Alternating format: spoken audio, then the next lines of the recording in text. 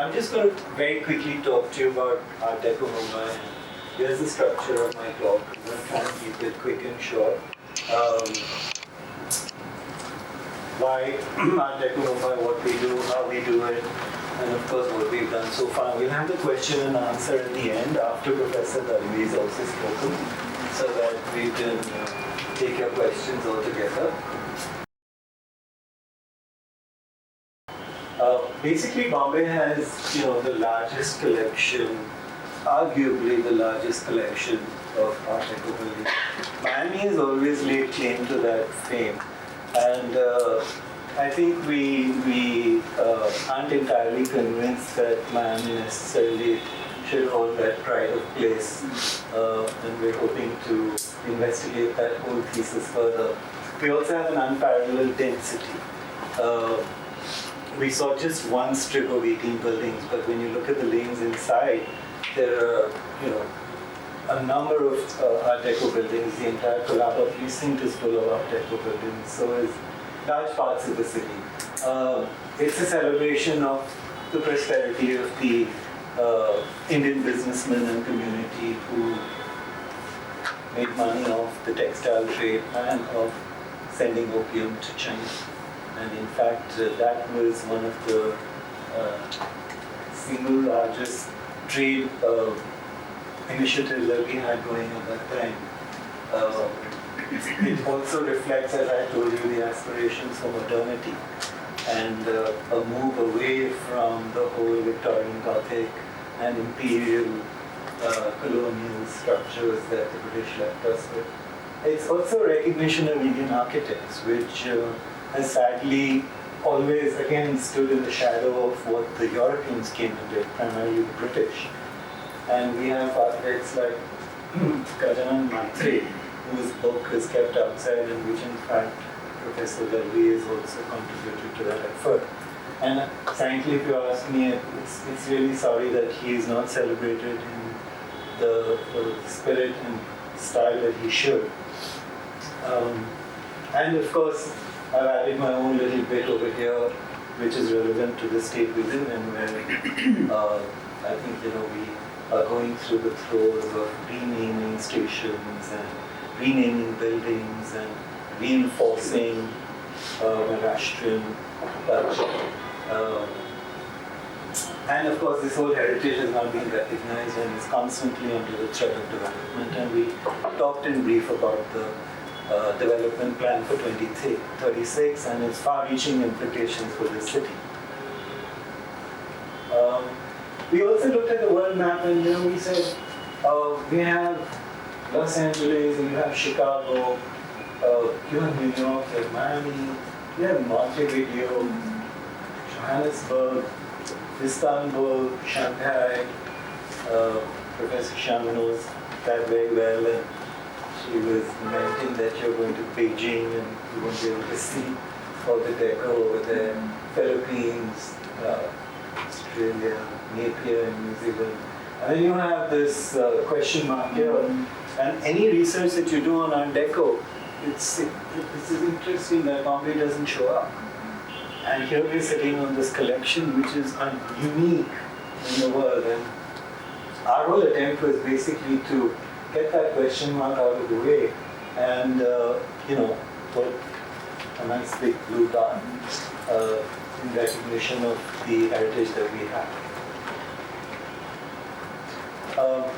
What we have achieved, very briefly, the red boundary that you see is basically the precinct that has been nominated to UNESCO for the Victorian Gothic Art Deco nomination in 2012 and was successfully accepted, and for which a lot of people in this room have done a lot of work. And it has been one of the successful initiatives of ALM stakeholders, urban designers, architects, professors, researchers, and largely a private initiative. And we walked along this stretch. We began here, and we walked down this stretch in, and we're right now at Eros. This was Empress Court, where we went up to the terrace and we saw the view of the Oval Maidan. And this road leads down onto Marine Drive, and this is the stretch of 34 buildings on Marine Drive, which are all Art Deco. This whole precinct is the Victorian Gothic, the Victorian Industrial, there's some neoclassical here, and there's a modern building here.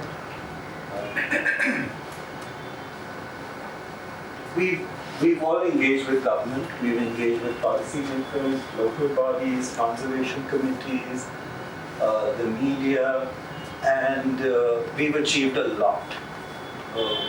We have, as I said, managed to get nominated to the UNESCO World Heritage Site acceptance, and now we're hoping that the government of India will actually push us as a nomination for that particular year, and then we will be accepted as a World Heritage Site. The challenge we faced was that, okay, where's the outreach? Where's the connect with the people who live in this city?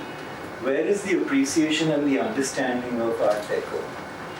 Everybody is so busy with their lives and with doing what they do that there is absolutely no connect. We've been doing these walks, and on one of the walks we had a student who came for 4 years every morning to a building down this stretch that we walked.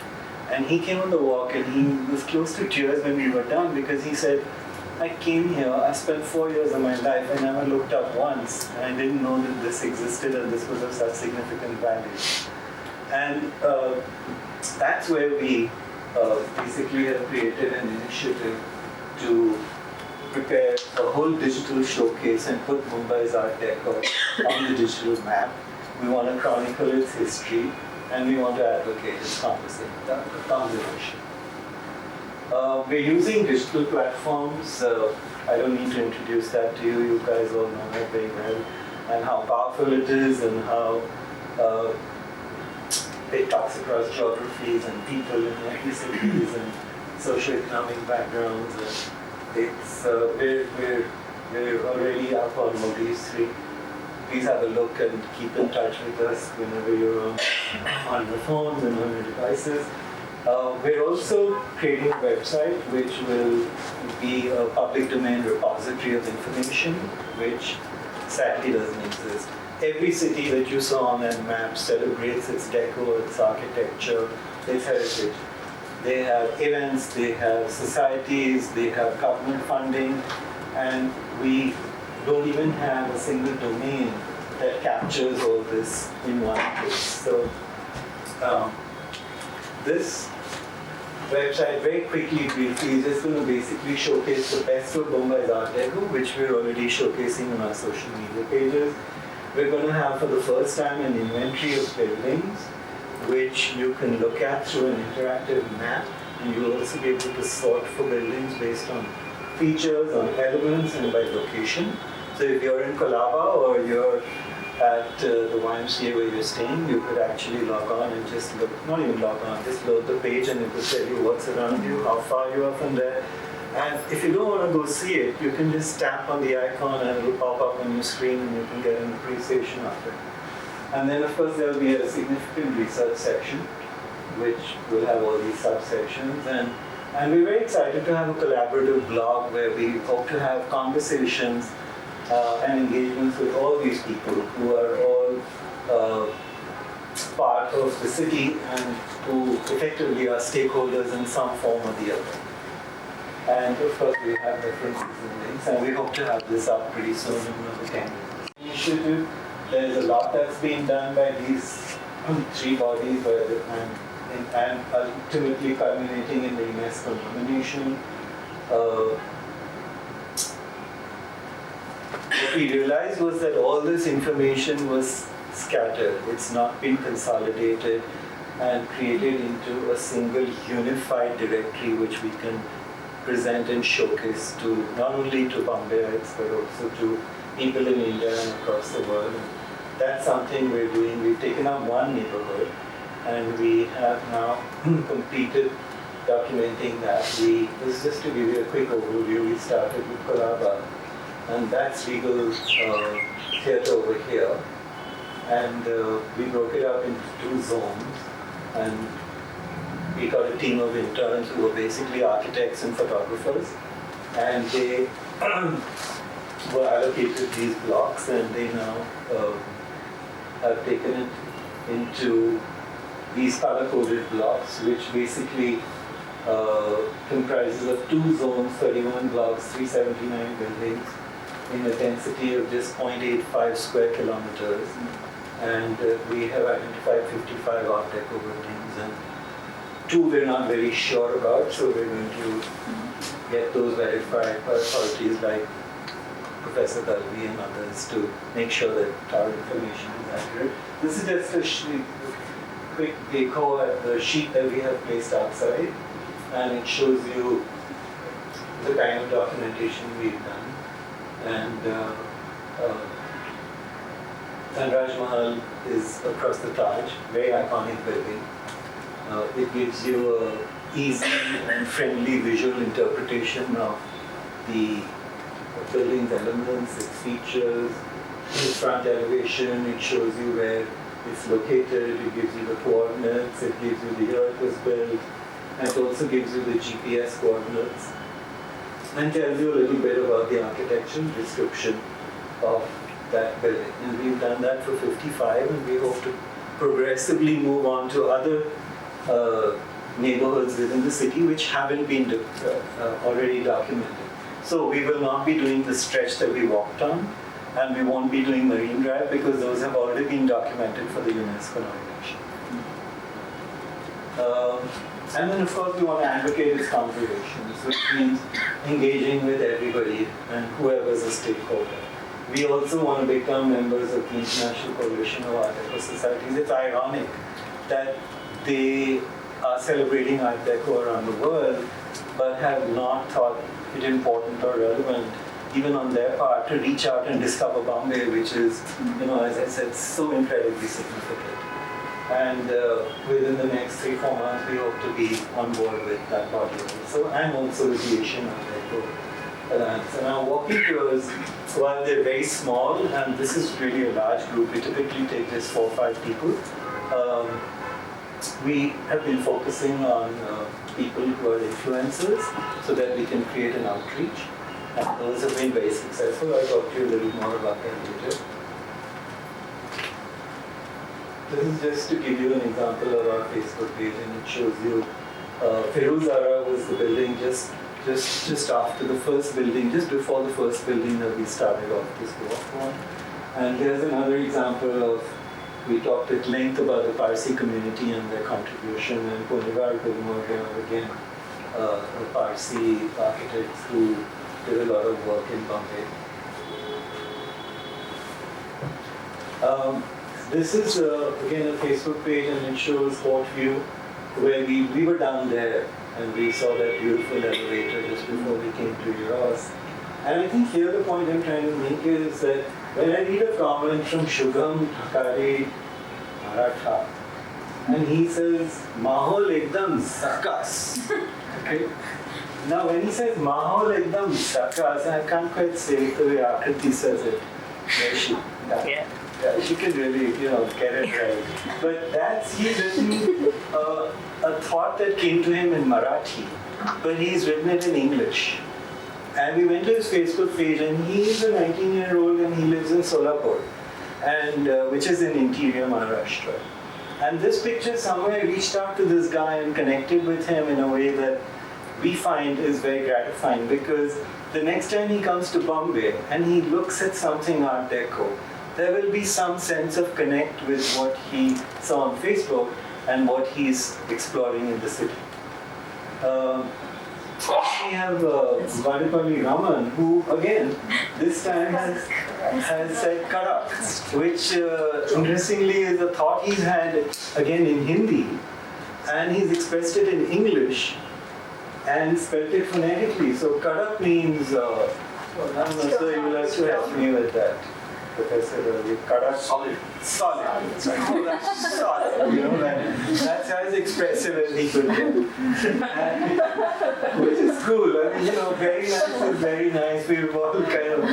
But, and then there's this guy who goes, Romani, and he's from Akola. Again, interior Maharashtra. Rumani says, Sanfanda is solid, and then she goes, rap chick, which is again very kind of a it's like slang. Yeah, like a slang, but basically meaning like awesome, cool, love it, whatever. Just to give you some interesting demographics, we look at this number.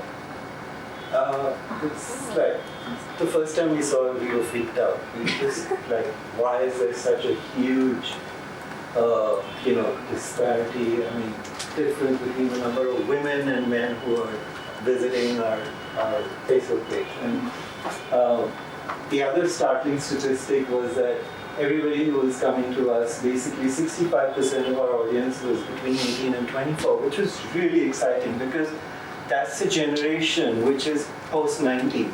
And they have no connect with any of the architecture and the history and the development of the city. And it was really very thrilling for us to know that the bulk of our audience, which is 65 and another, about 85% are between 18 and 34. And I'll come to explaining this gender disparity over here when we come to the next slide. Demographics, basically, they're predominantly from India, most of them from Maharashtra, city-wise. Pune, Delhi, Cairo, Lucknow. Don't ask me why Cairo has more people who like it than Lucknow. And then you have, the language of course is predominantly Indian. And they even have, what I didn't know was in 3 versions of English. American, British and Indian. But that pretty much comprises 90% of our audience. This is our Instagram page, and I think here what I'm trying to emphasize is that it's a powerful tool for visual appeal. It creates an easy and friendly connect with architecture, which would never have been possible in any other medium. And I think we're really lucky to be at this point in time to have access to these tools which enable us to reach out. And our Instagram page is really growing fast and rapidly, and the audience is extremely varied. This is a gorgeous building on Warden Road, and I just wanted to show it to you for its architectural elements and features and the mint condition that it's maintained in. And interestingly, there are 5 buildings in this complex, and every one of them is as gorgeous as this one. Beach Candy? Yeah, Beach Candy, that's right. This is again the building where Shirin lives, and she guards this fiercely. Nobody dare cross swords with her on doing anything in this building that would compromise any feature over here. And I think here what you notice is that we got the editor of Architectural Digest, Hila Das, and she said that they dedicated a story on Bombay's Art Deco based on our Instagram page. And it just shows you a completely different kind of outreach compared to the people we're reaching through Facebook. Because here you're getting people who are editors and who are in a different urban environment. And on Facebook, we're reaching a different audience completely. On Twitter, sorry, I must mention, interestingly, the gender demographic is completely inverted on Instagram. We have 90% of our followers are women and 10% are men. And one of the things that we figured was that also because most architects, designers, and people in the space of fine arts are actually women. And in India, that's a profession that is accepted increasingly now. And parents aren't just pushing their kids to be lawyers, doctors, engineers, and that whole piece. This is the other acceptable space that they're entering into. On Twitter, I just wanted to show you this picture because we are in Eros, and the Financial Times did a story on Art Deco Mumbai. They were so excited with Eros that they actually commissioned an artist who came and did a watercolor drawing of this building. And unfortunately, he cropped at the top, but it's still a really pretty rendition of Eros as it stands today, with, not the cars from the 30s and the 40s, but we have our, yellow cabs, and we have our big posters and hoardings, and the building with all its little air conditioners sticking out. And it's a nice documentation of where we're at now. This is another post. This is again showing you how Twitter and Instagram are so different from Facebook. This is somebody sitting in Boston or Harvard and going, absolutely have to come through to Bombay, and I want to see all this deco. And I have a feeling that a lot of our pages are also establishing a connect with all the people who've left India ever since the 1960s and 50s. And it's bringing back nostalgia and a sense of history and a sense of appreciation and a sense of pride. And that fits in with our whole objective of outreach and creating awareness for the work that we have. Very quickly, just to give you the country-wise breakup, 61% from India, then from the US, and the UK are equally split, interestingly. City-wise, Bombay is up there, and then after Bombay there's, I think the red one is Bangalore, and the green one is London. And then we have a whole lot of countries, but predominantly America and Great Britain.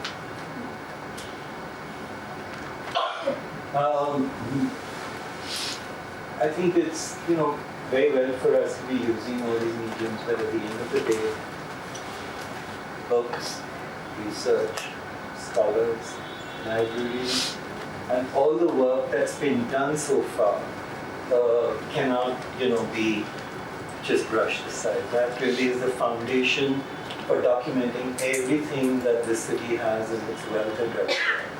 And I would like to just end on that note, because we must acknowledge that contribution, and it will continue to maintain a huge significant piece in the repertoire of maintaining heritage and creating a knowledge base in terms of information.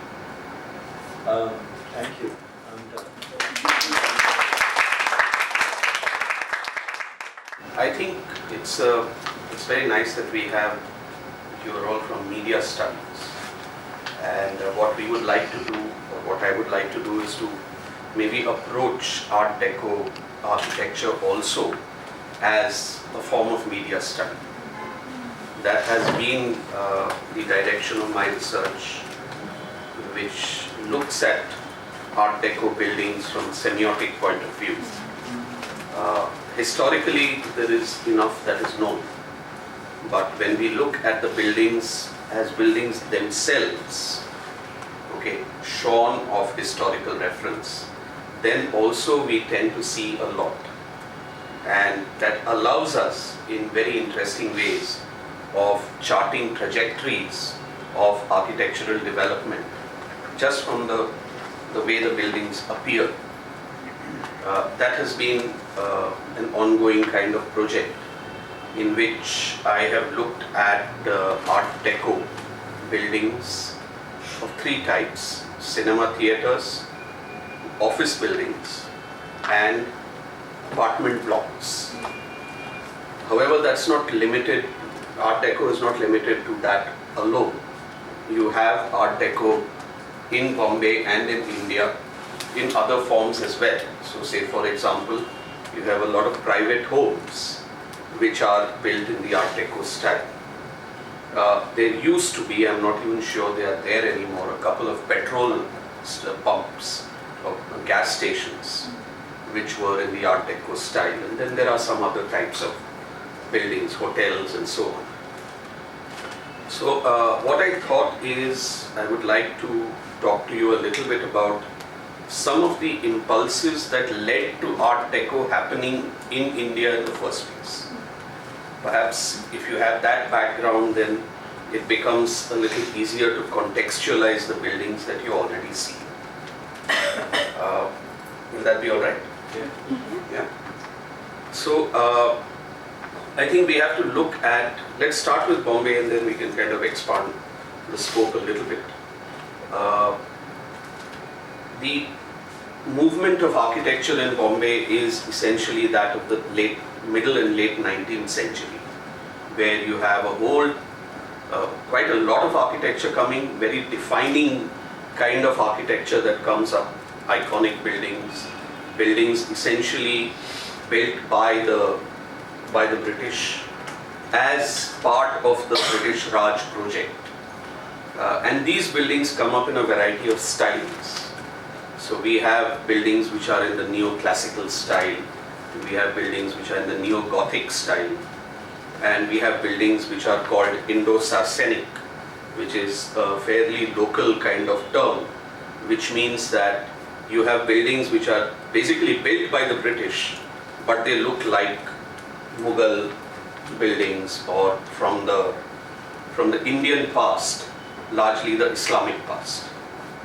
So these buildings kind of, they are all simultaneous. There's no linearity that first there's this style and then this style. In the 19th century, there is a whole mix of different types of buildings which come, and these kind of overflow at the turn of the century, right until the 1920s and so on. So by the 1920s, you may say that the British had kind of exhausted their building impulses in terms of building iconic buildings. And later on, of course, their attention turned elsewhere, because then the really big project that the British had, and we can say the last big project, was New Delhi. The whole setting up of a capital and all its buildings and so on, which went on for about 20 years and culminated in around 1930. So once these buildings, the last, I think, significant building that the British, which we look at in retrospect as a British kind of building, would be the Gateway of India. Have you seen that? Yeah, the Gateway of India would be completed in the 1920s almost, which is quite late in the day. So there is a significant 2 decades, which are the 30s and the 40s, which kind of lead up to the point where India gets independent in 47, which you may say is almost the end of the 40s, where there is in a sense, a vacuum of these kind of top-down buildings, imperial kind of buildings. And obviously nothing exists in a vacuum. So that space then gets taken up by the people at large, to a very large extent, Indians themselves. And a lot of building activity happens in the 30s and the 40s, where both the patronage as well as the designers are both Indian. One of the things which happens in Bombay during that time also is a lot of reclamation. I don't know whether you have discussed this with your students, but the area we are in essentially, I think if we were here in 1910, we would be in a boat. Okay, all this is reclaimed. And there were two major reclamations which are called the Back Bay reclamations. One of which sort of culminated by the end of the 1930s, which led to almost more than a kilometer in breadth of land, which was then apportioned into plots on which new buildings could come up. And another set of reclamations which got completed by 1940, which again led to another set of plot of lands on which buildings would come up. And you have seen both. The Oval Maidan, this oval reclamation culminating with the Eros Cinema would get done by the end of the 1920s. And it is in the 1930s that most of the buildings that you see in this stretch, as well as this cinema, come up. And similarly, if you have walked Marine Drive, you are looking at buildings from the 1940s. Now, these buildings, interestingly, are built by Indian clients, the wealthy amongst the Indian clients. And they are very largely built by Indian architects. So this is the first real impulse for Art Deco. What you are seeing is some of the early Indian practices which emerge. Most of them having been taught at the JJ school, because that was the only school of architecture at that time, who would emerge and get into practice and start building prolifically, because at that time a lot of building activity was happening after the war and between the wars. So these Indian architects chose, very interestingly, to build in a style that had no precedent. Art Deco, when it comes, strangely comes full blown. Okay, the earliest Art Deco buildings are the most Art Deco in terms of their features, and these are the ones which you are looking at along the oval. This entire stretch of buildings almost comes up in 3 years. That's all, about 37 to 39 or thereabouts. And you have suddenly a different type of building typology, not only in terms of its visual aspects, but also in terms of the typology itself, which is that of apartment living. Apartment living is something which would develop slowly in the early decades of the last century.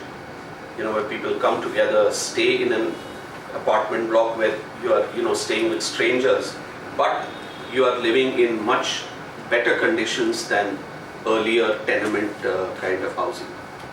So this also reflects on the rising affluence, the rising, shall we say, literacy, and when I'm saying literacy, I would also mean English-speaking literacy, and the rising cosmopolitanism of the city. So here, because when you have apartment buildings, obviously you end up living with people who are not necessarily like you, okay? But because this is a city and a metropolitan city, everybody lives, works, plays together, and so on. These urban impulses are seen best in the apartments that we see coming up along on these reclaimed kind of areas. These reclaimed areas are also very conducive for buildings like this, because they are all on rectangular plots.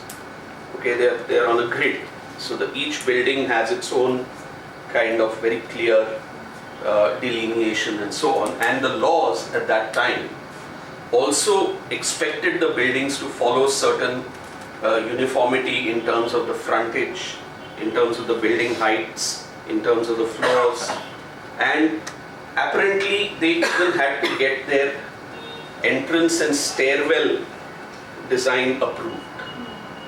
So that brought in one of the reasons why we see not just Art Deco buildings but Art Deco precincts is because of this urban uniformity which emerges during this time. So we've talked about Indian architects, but we necessarily need to talk about Indian clients, who would be the kind of people who were pretty much well-traveled, who were literate, who were either in business or in other such fields, doctors and so on. They were now coming out of the shadow, shall we say, of the imperial kind of dominance. Compared to other cities in India, the relation between British and the Indians was different. It was much more that of equals, and there was a lot of investment both ways, in the sense that the British were very much invested with Indian people like stockbrokers and such businessmen and so on. These interests, business interests, were enmeshed, so that brought in a great level of equality. In fact, Shireen can also correct me on this, but many of the apartment buildings which you have just walked along were in fact also built to rent out to the British. So when these buildings were first built, you may say that some of its earliest tenants were British. Okay, so there is this kind of mix which is happening in these parts of the city, as opposed to the much denser parts of the city, which I don't know if you have walked down, which at one time would have been considered the native town, okay, or the more inner cities. So these become slightly peripheral. Now Art Deco becomes the style of choice for the architects at that time, and this is a very interesting paradoxical kind of choice. Because remember that we are talking about all these buildings coming up when India is still not independent. India is still very much governed by the British. Okay? And in that sense, the British influence is overarching. Then why is it that we find that Indian architects would choose to use a style that is not British, but American? Okay? To use to kind of create their buildings and their architecture. This is not something which has been answered. It is something simply that we can identify, we can talk about. This is a problem statement.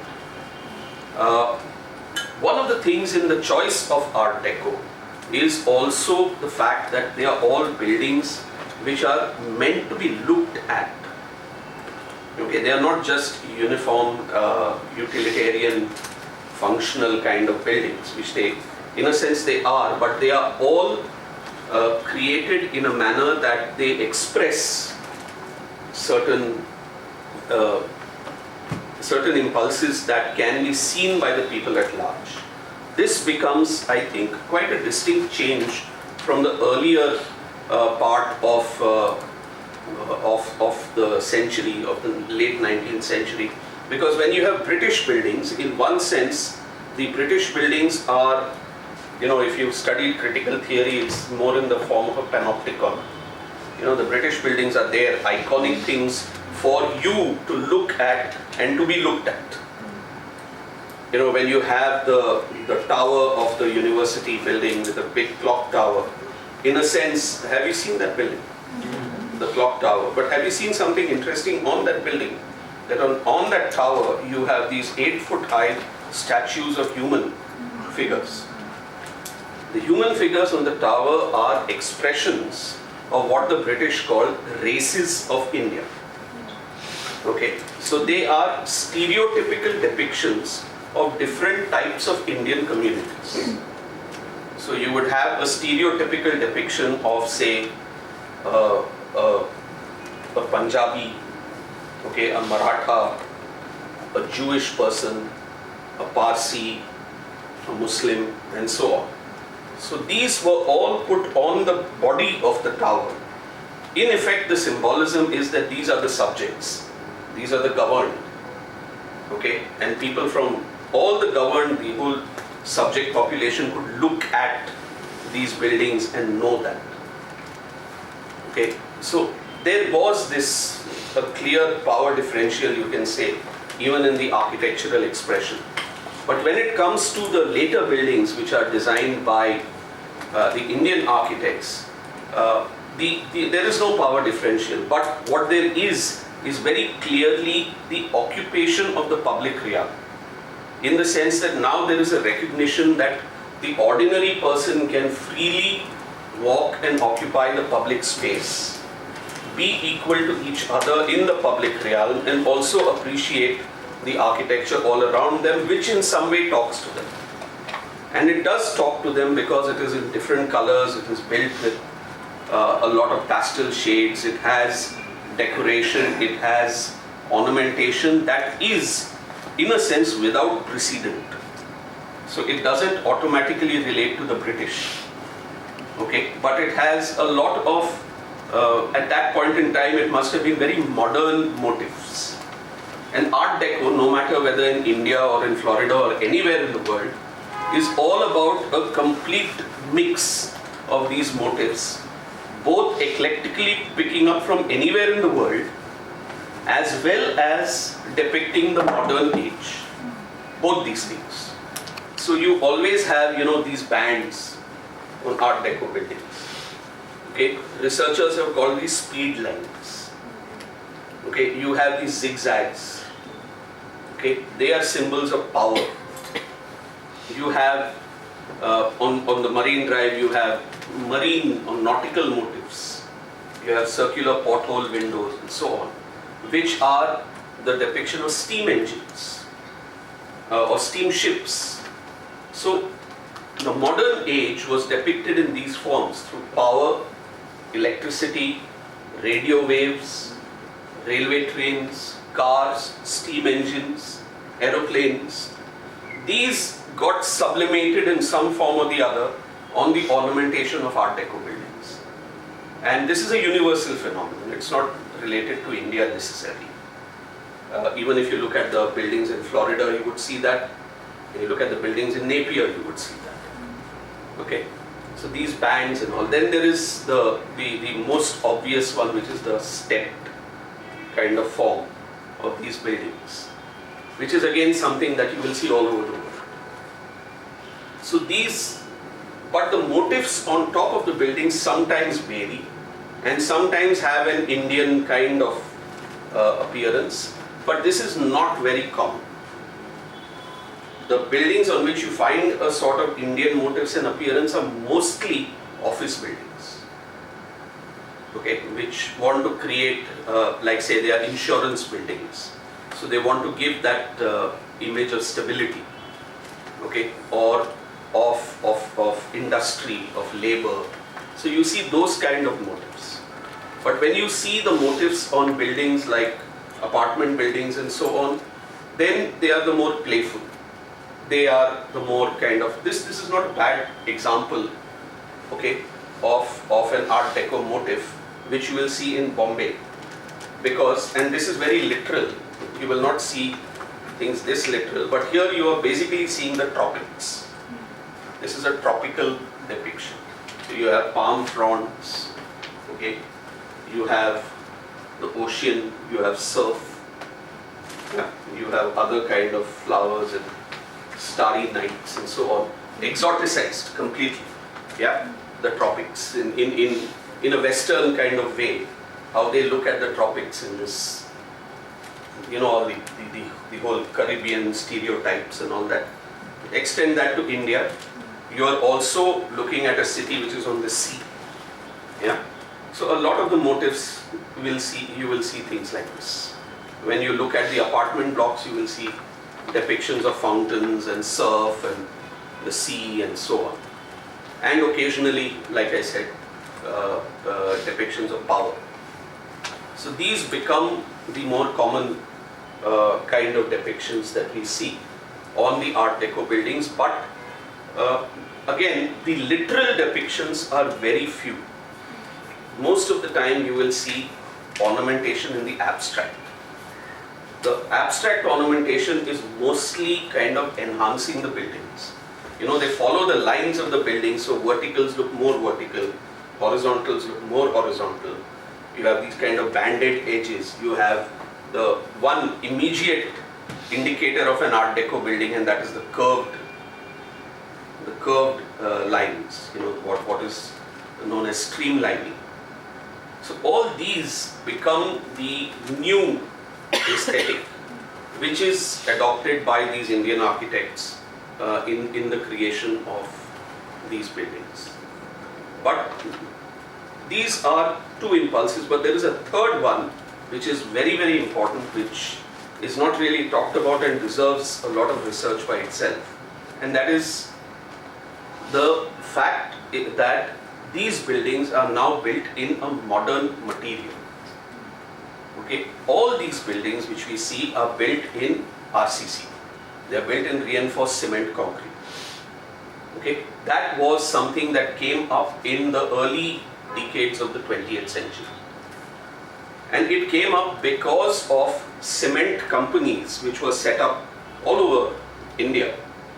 And these companies took it upon themselves to advertise vigorously. Okay, Art Deco is in a sense the product of fashion. It is the product of branding. It is the product of advertisement. And the people who were advertising were the cement companies. They were the associated cement companies who would put out advertisements in a manner that is what we today would call viral. Yeah.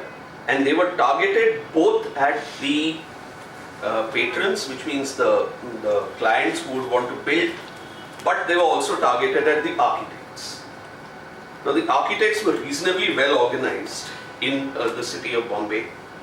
They had an association called the Indian Institute of Architects, and the Indian Institute of Architects from the early 30s had a journal called the Journal of the Indian Institute of Architects, which is still running. Okay, and if you look at the early journals, you will see they're filled with advertisements of cement. Okay, now cement is not only the product which allows you to build a building, but then there are the byproducts of cement, such as cement tiles, okay, or cement plaster, or what in those days was called colorcrete, which was the final plaster that you would put on a building, which was then available in several colors, which was a novelty by itself. So which is also why you have a lot of Art Deco buildings which are so colorful, you know. The palette was available, the architects used it. You have different types of tiling, so you have seen some very wonderful flooring of Art Deco already. That is also the product of cement and its byproducts. And of course the central thing, which is the building of the building itself, which is built in a cement or a reinforced cement frame. Now that meant that the form of the building changed, and that is why Art Deco also can be clearly identified. The one clear identification of Art Deco, especially in a city like Bombay, is the flat roof. Okay, the flat roof is unnatural for a city like Bombay. With the kind of rains we have, what we need are fairly steep roofs so that the water is easily drained away. But the flat roof, as it comes almost as a defiance of the climate and as an indication of modernity. You know, the flat roof is the best example of modern in modern architecture because of its inherent unnatural kind of state. But then two things happen. One is that you have a flat roof which can be occupied. You have terraces which can be used. and also terraces which are waterproof, so you don't worry about, leakage. Both these things were possible, and therefore all the buildings that you see in Art Deco, the first thing you need to see is whether the roof is flat. In addition to that, it also allows you to do things which earlier forms of construction do not do, and that is to create what is known as the cantilever. Okay, buildings where balconies can jut out without support. Okay, buildings where you have what are known as protectors for the windows. Okay, in India we call them chhajjas. In Art Deco books you will read them as eyebrows. Yeah. These also just come out, just like that. These were things which were not possible in an earlier age, where you built with stone masonry, okay, or where you built load-bearing kind of buildings. So the architectural form changes because of the material change, and that is why we tend to see the buildings are the way they are.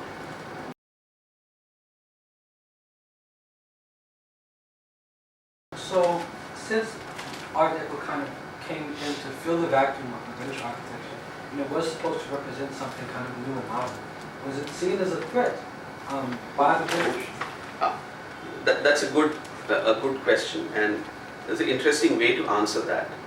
One is, I think it was out of the pale. The British were focused elsewhere, and this was all coming up. So in the sense, there was no threat. But there is another way of looking at it, very interestingly, and that is that when you look at the pages of the Journal of the Indian Institute of Architects, okay, what happens is that when these new buildings come, they get featured. In fact, some of these buildings are featured in the Journal of the Indian Institute of Architects. Okay, but when these buildings are featured, they are featured under a very interesting subtitle. They're called Lesser Architecture of India. Yeah. So very clearly there is a difference between what we call, apartment buildings, cinema houses, office buildings, and so on, and what the British would have had as their great railway stations and, secretariats and libraries and universities. And so there is a clear difference. Okay, but like I said, by that time, the British were focused elsewhere. Yeah. Similar to that question, so going back to what you said about it being interesting that India decided to do Art Deco, which was an American style, do you think it has to do with the fact that America was a former British colony and India was about to become independent? I don't think so at all. Okay, but what is definitely an American influence is probably Hollywood. Okay, because not only Hollywood but media in general, because at that time people had ample access to radio, to cinema, to magazines, to literature. They were English speaking, they were being educated in English. They knew what was contemporary and what was popular. And the big cinema studios from Hollywood had their presence in India in interesting ways. We have a cinema called Metro because of Metro Goldwyn Mayer. Okay, and we have a cinema in Delhi called Metro as well, which is also like Metro Goldwyn Mayer. As far as I know, even Universal Studios had a presence, but their presence was more in the patronage of cinema theatres. They would build cinema theatres, or they would patronize them in some form or the other, and films would be coming in a huge numbers. So in a sense, and that was true then and is true now, India, or Bombay at least specifically, always has an equal number of Indian films and not Indian films. Okay, and at least when I was growing up, this not Indian films would mean world cinema, but now it is all kind of subsumed almost totally into Hollywood. Perhaps could you speak a little bit more about how Art Deco in Mumbai was in conversation with the practice of Art Deco in all these other cities during the same time? Yeah. Okay. It's a bit of a limited answer, but I would like to begin by clearly saying one thing, that the word Art Deco is a later word. Okay, this is something, I don't know if you know this, but you need to know it right from the beginning. The word Art Deco comes from the 1960s. Okay, it is a retrospective appellation for what we call style, and we use this word loosely. I tend to always hesitate when I use the word Art Deco because it is something, like the word Gothic, describing something that was earlier. During its time, it didn't really have a name. Yeah, at least in India, when you read contemporary texts and so on, it didn't have a name. One of the biggest practitioners at that time was an architect called Claude Batley, okay, who used to write prolifically. He was the principal of the JJ school for 20 years, and he had the biggest practice, okay. And he simply describes the architecture at that time as this new architecture. That's all he uses, okay. Sometimes it is called modern, with an E at the end of it. But that's about all. So there's a limited way in which Art Deco is to be used. The second thing is, you're talking about its presence in different parts of the world. Okay, I do not think that there is a very great conversation between Art Deco in Bombay and in different parts of the world. But because of the influence of the cement companies, all right, Art Deco exploded in India in this very, very short time. We are praising ourselves about Bombay having the largest number of buildings of Art Deco, but we should look at India. Okay. Now, just as an example, the cement companies would put out a brochure every year. Okay, and that brochure was simply called a modern house in India, and it consisted of nothing but photographs, and it was a yearly thing, so that you had photographs of buildings built using that cement in that year, and the names of the architects and where it was built and so on. And I have a couple of those. I have one from 1937, and in that one issue you have buildings from 20 cities in India, all building in the same way. Okay, so you have Bombay and Pune and Madras and Calcutta and Delhi, but then you also have the smaller cities like Kanpur and Allahabad and Hyderabad, Karachi, which was in India at that time, Karachi in Pakistan, Hyderabad in Pakistan, and so on. All these places have exactly the same type of building. And even today I can surprise myself by going to smaller towns and suddenly encountering a building which is full-blown Art Deco.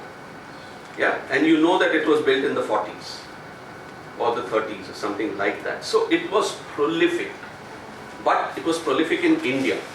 Now, whether there was a conversation with other countries, frankly I'm not too sure, except Britain, where there is a certain amount of Art Deco as well, which is coming up at that time. Yeah. So were the architects Indian, British, Americans at that point? In India, In Bombay? in Bombay, the they were people who were almost making these almost totally Indian. Okay. Wow. There are two names which we can say. One is Claude Batley. Okay, the other one which probably is Charles Stevens, who is the architect of the Regal. Okay, but remember that they were Indian de facto. They were living here, they died here, they are buried in the Sylvie cemetery. Yeah. Other than them, they were all Indian architects. There are very few architects who are imported. One of the examples would be Lamb, who designed the metro cinema, but that's about all. This is designed by Bhedwar, Indian practices, Bhedwar and Bhedwar. Okay. Liberty, which is probably the most iconic, in terms of Art Deco, is by Nam Joshi. All the buildings, all Art Deco buildings are designed very largely by Indian architects who have even studied in India. So when did this phase of Art Deco in Bombay end, and how long did it survive, and why did it end?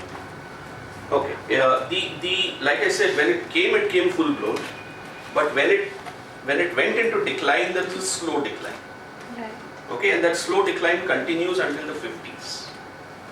The slow decline basically happens with certain iconic Art Deco features just vanishing from the buildings and the buildings becoming more and more functional looking. Okay, so say figural ornamentation is the first to go. Yeah, the flat roofs will always remain and so on. And then after the 50s, okay, you have another generation of Indian architects who come and start their practices, who are now influenced by modernism worldwide. They're influenced by the great masters, you know, Le Corbusier, Frank Lloyd Wright, Mies van der Rohe, Walter Gropius, and so on. Some of them have worked with them, and then they come and start practicing that kind of architectural modernism. So when you look at buildings in the 1950s, they are a different type of building, but although sometimes Art Deco still makes its presence shown. Like say if you have seen the Jahangir Art Gallery, okay, that would be one of the best examples of buildings from the 1950s. Okay, if you look at Petroleum House towards Nariman Point, or the big LIC building, these are buildings from the 50s. But there, obviously, there is no more trace of Art Deco. So Art Deco kind of, like I said, there's a slow decline. Features start to vanish, and then at a certain point, it becomes a modernist thing. So I'm actually really fascinated by you bringing in the question of the materiality of cement and also economies around cement. So actual cement manufacturers want to popularize this new medium as being such a crucial part of the circulation of a style that perhaps has not been too self-consciously recognized, has not stabilized I believe so. across the world.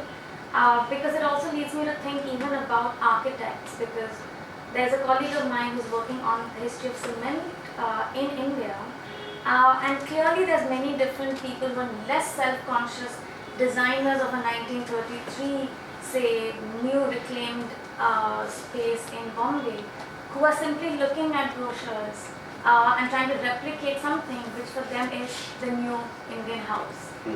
So again, even within the tradition of architects and designers, there are tremendous hierarchies and also lots of self-trained imitators who are basically working with the cement and the brochures that come along with them.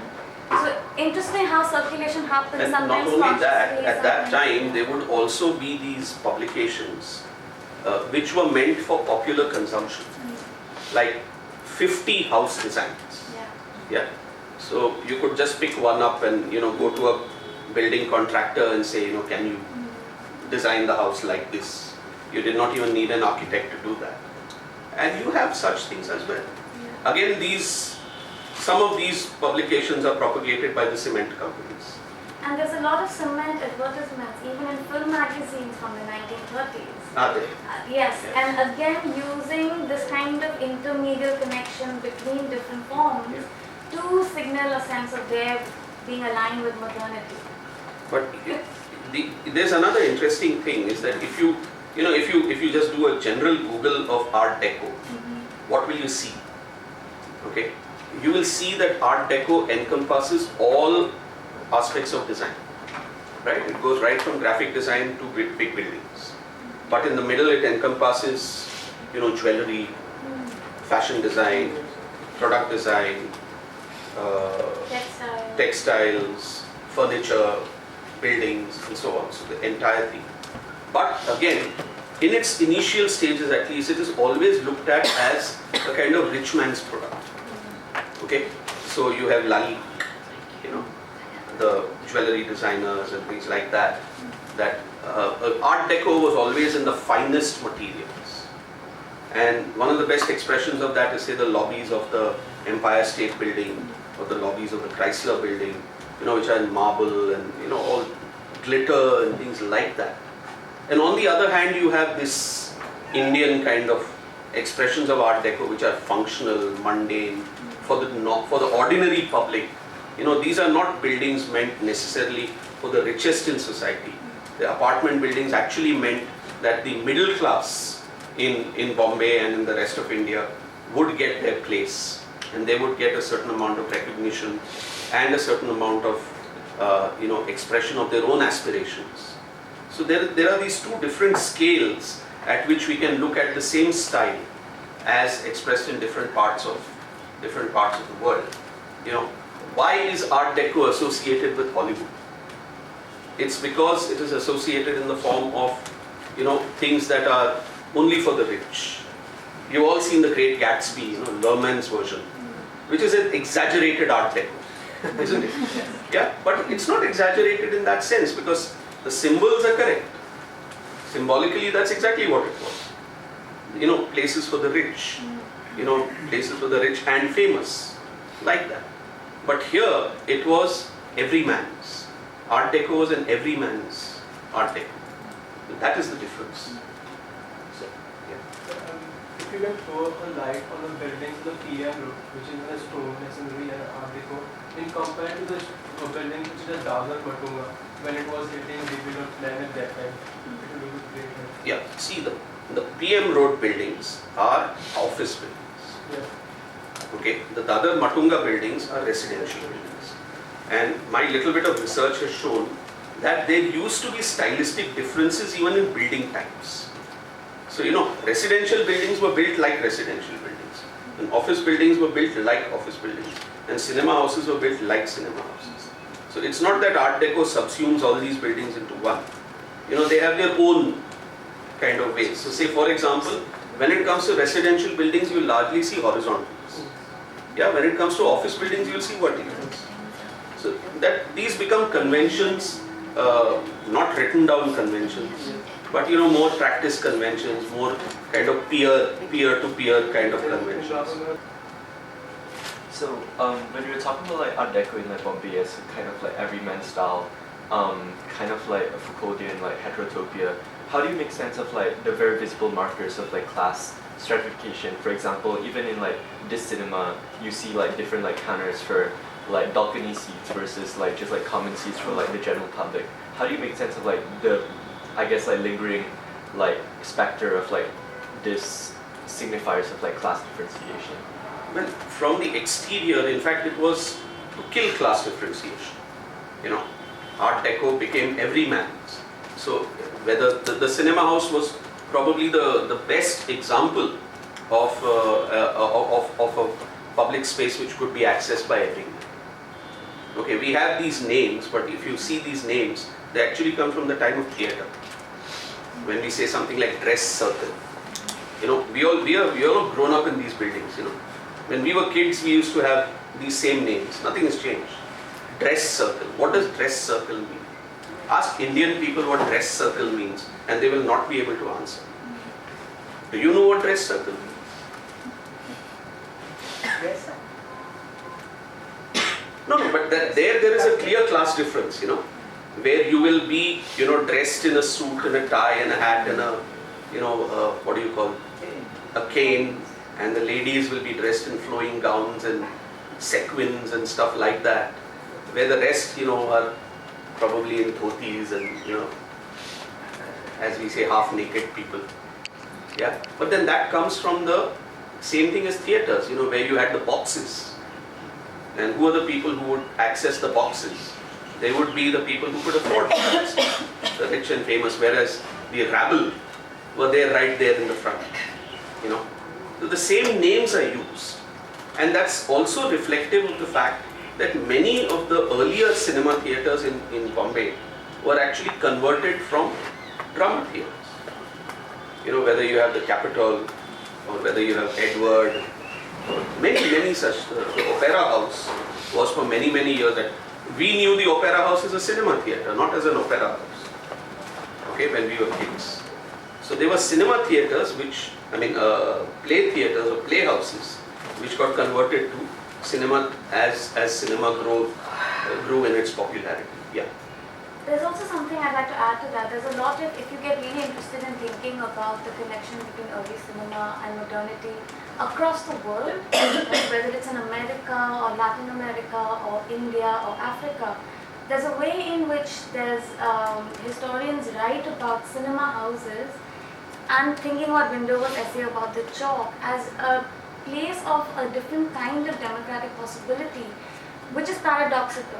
So the fact that you're seeing upper stall, balcony, dress circle, and it's seeming to really show social stratification, it does, but it's also one of the rare places where people can buy differently priced tickets according to their ability. So there's a lot of upper class theatres which, like we read about in the Bombay Green, where it'd be unaffordable. So you would have to be in the working class districts and go to your Alfred Talkies or something else like that. So there is this paradoxical two ways in which it's also demonstrating spatially the social realities of the environment in which it is located, but it is also trying to accommodate for social difference by saying, okay, you can buy a 50 paise seat or a 50 rupee balcony seat. So it's a little bit of the spatial, what is it demonstrating, and what it is also really, there are testimonies of people, like if you read the Baburaj Patel fans who say this is what cinema gave us in terms of autodidactic potentials. There are ways in which it's containing all these different paradoxical energies. Funnily, by the time we kind of grew up, Yeah. late 60s, early 70s Yeah. and so on, Yeah. all these things had collapsed. In the sense that the differences between the cheap seats and the Yeah. costly seats were not that much. And especially with the multiplex, because I No, remember, this is much before the multiplex. But The I differences remember came with the very- multiplexes. and it became very stark, but I used to be able to buy 7 rupee tickets Exactly. in the front 2 rows at a point, but now I have to pay 500 rupees. Precisely. No matter where. But when you bought 7 rupee tickets, if you wanted to get into dress circle, it was probably 10 rupees. And I had a different entrance to get into the 7 rupees, not the 500 rupee entrance. So there was a time, Yeah. before globalization, Yeah.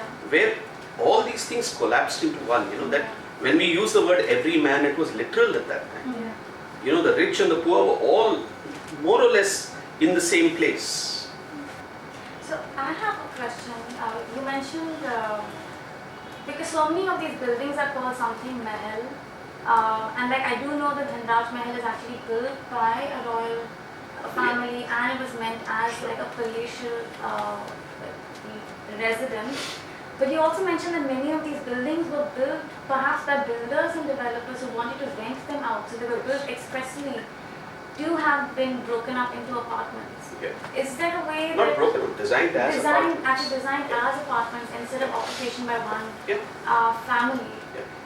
Is that the story of all of Marine Drive, or do you also have those? No, I think that is correct. It is the story to a very, very large extent of Marine Drive. Okay.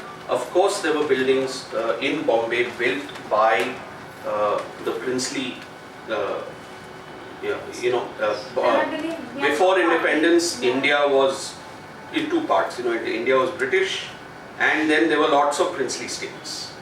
Okay, they all kind of accepted the dominance of the British, but they had local governments. Now, a lot of these guys were incredibly rich. The Nizam of Hyderabad was the richest man in the world at some point in time.